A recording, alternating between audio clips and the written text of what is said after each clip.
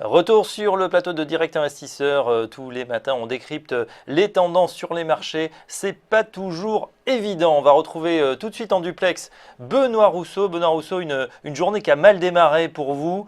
C'est sur le DAX que ça s'est passé. Racontez-nous. Ça fait plaisir de voir que certains professionnels ou quasi professionnels, des fois, ne font pas aussi bien que des moins chevronnés. Racontez-nous ce mauvais trade, Benoît. Bah écoute, je suis ravi que tu sois ravi que je me suis pris une bonne banane. Mais oui, donc un mauvais trade en fait ce matin. Donc j'ai perdu 51 points sur le DAX.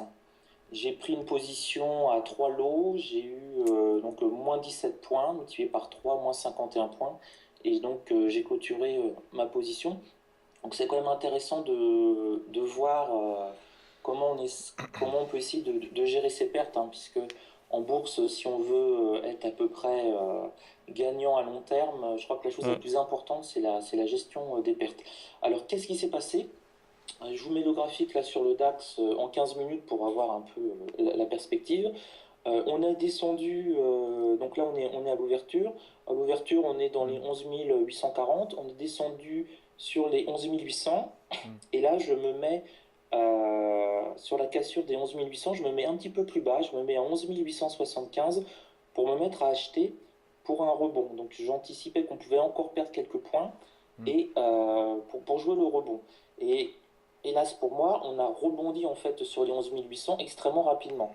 Donc en fait, j'étais dans le bon sens un petit peu et finalement, c'est reparti dans le sens que je voyais, mais j'ai pas été servi, donc j'étais un petit peu frustré. Ce qui explique après le trade suivant.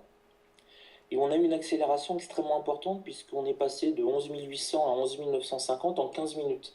C'est-à-dire que sur le DAX, on a monté de 10 points par minute avec des accélérations à 20 points par minute. Donc c'est vraiment une bougie assez mortelle. Et je me suis mis donc à vendre sur une stabilisation. Et c'est parti 5 ou 6 secondes plus tard. C'est reparti à la hausse et c'est parti en à peu près 15 secondes. Ça a pris 15 points dans le mauvais sens pour moi. Donc là, application de mon money management, je ne me pose pas de questions, j'encaisse ma perte. Et ça, c'est extrêmement important de savoir encaisser sa perte rapidement. Parce que là, si j'avais voulu, entre guillemets, ne pas encaisser ma perte, au lieu d'avoir 51 points de perte, là, j'en aurais pas loin de 260 points. Donc, c'est pas du tout. C'est du pas la tout même échelle. chose. On rappelle le prix du point sur le DAX. Alors, ça va de 5 euros à 25 euros. D'accord. Et c'est un lot futur sur le DAX, c'est 25 euros. Donc, quand vous en perdez 51, ça vous fait un petit peu mal quand même. Mais si j'ai 2 minutes, je voudrais insister avec vous là-dessus. C'est que dans mon money management, j'essaie de gérer les pertes plutôt que les gains. C'est-à-dire que je m'autorise 50 points de perte par jour maximum. Et quand j'atteins ces 50 points de perte, j'arrête ma journée de trading. Je ne vais pas plus loin. Puisque quand on perd pas mal de points, après on a tendance, enfin, du moins c'est mon cas, mais vu ce que je vois sur mon forum, c'est à peu près le cas de tout le monde, on essaie de se rattraper, on est un peu énervé, et là on va prendre finalement plus de risques, on va moins maîtriser les choses, Et une perte en début de journée de 50 points, ça peut finir en fin de journée à 200, 300, 400, 500 points, Ouais. parce qu'on n'est plus dans les conditions réelles du trading. Alors justement, là, Donc, ça veut dire que vous avez fini la journée, vous fermez les écrans et vous allez faire un tour en attendant eh ben demain? exactement, c'est ce que je fais. Tu vois, là, je me suis pris 51 points dans la tête. Je me suis pris un bon uppercut. Ça sert à rien de continuer si j'ai essayé de me refaire. Je suis plus tout à fait en état de trader efficacement. Donc là, je vais éteindre mes écrans quand on aura fini de discuter et je prends ma journée. Ça me fait une journée de vacances qui me coûte 50 points quand même sur le DAX. Hum. Mais du coup, demain, j'arrive frais disponible et je vais récupérer cette perte sur une journée, 2 journées ou 3 journées. C'est pas bien grave. Le but du jeu, c'est de finir, entre guillemets, la semaine dans le vert. Donc, j'ai gagné un peu lundi, j'ai perdu beaucoup aujourd'hui. Mercredi, jeudi, j'aurai certainement rattrapé à peu près la perte et je finirai peut-être sur un petit bénéfice le vendredi. Bon, on suivra L'important, ça c'est de ensemble, hein. jamais se mettre en fait en danger, tu vois. Et donc pour mon money management, je m'autorise 50 points par jour. Donc dans le pire des cas, on a à peu près 20 jours par mois de bourse.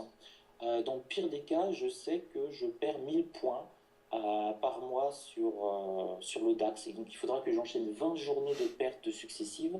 Ouais. Ça m'est jamais arrivé heureusement. Et puis au bout, si j'enchaîne 2 ou 3 jours de perte, je m'arrête aussi pour recalibrer un petit peu le bonhomme et mes écrans. Donc c'est pas possible. Mais dans l'absolu, je sais que je peux perdre par mois 1000 points sur le DAX. Et qu'en perdant 1000 points sur le DAX, eh ben, je suis toujours vivant. Je peux toujours trader, j'ai toujours un capital suffisant pour être dans le coup. Donc c'est de la gestion, si tu veux, si vous voulez, à long terme. C'est-à-dire que je connais très peu de traders qui peuvent dire, eh ben, le mois d'avril prochain, je peux perdre au maximum 1000 points. Donc c'est vraiment une Hum. maîtrise finalement de sa perte. J'essaie de jamais être dominé par la perte. Je sais que je perds au maximum 1000 points par mois. Heureusement, j'ai jamais encore enchaîné 20 Ben, jours de perte on vous le d'affilée. souhaite pas et puis bien sûr on suivra les évolutions de la journée et des journées suivantes puisque je rappelle, hein, Benoît Rousseau, que vous êtes tous les jours dans Direct Investisseur. Une question cependant, bon, pour vous, on a compris que la journée de trading est terminée. Qu'est-ce qu'on fait néanmoins? Qu'est-ce que vous surveillez sur ces indices DAX et CAC? Oui, alors sur le DAX, on a eu à 11 000, on s'est arrêté à 11 949, 11 950, et là on vient de refluer d'une trentaine de points. Donc si j'avais l'autorisation encore de trader, j'aurais tenté un petit short dessus. Là, comme on est revenu sur le point pivot journalier, si on a une prochaine bougie haussière, on risque de peut-être, ce sera risqué de se mettre à vendre à 11 950, on risque peut-être d'avoir un breakout. Et l'objectif de ce breakout, ce sera certainement de revenir sur les 12 000 points. Donc une possibilité de remonter sur les 12 000 points. Là, on voit finalement, on a récupéré la forte baisse des 15 premières minutes d'hier. Et là, on stagne sur ce range 11 900, 11 940. Donc si on casse les 11 950, certainement cet après-midi, si les États-Unis poussent, on risque de repartir sur le DAX encore plus fort. Et il y a cette fameuse zone des 11 800 que j'ai raté ce matin pour tenter un rebond. Donc comme les 11 800, on fait un bon rebond. Là, normalement, on devrait, si on revient sur cette zone vers 11 820, qui est le plus bas sur futur d'hier, on pourrait rebondir aussi. Donc là, on s'est restabilisé. Donc attendre, faire Hum. attention, on peut avoir une bougie haussière avec un breakout sur 11 950 qui nous amènerait rapidement à 11 970, 75, 80. Très bien. Oh. Vendre sur les 11 950, si on ne l'a pas fait sur le premier passage ce matin à 9h30, c'est beaucoup trop risqué maintenant à mon avis. Parfait. Merci Benoît Rousseau, trader en compte propre et patron du blog andlil.com. Et merci d'avoir partagé aussi les trades qui vont un petit peu moins bien. Ça aide tout le monde à progresser. On vous retrouve dès demain, Benoît. Et tout de suite, un nouvel et le dernier investisseur trader qui sera avec nous, c'est Dorian Abadi dans une seconde.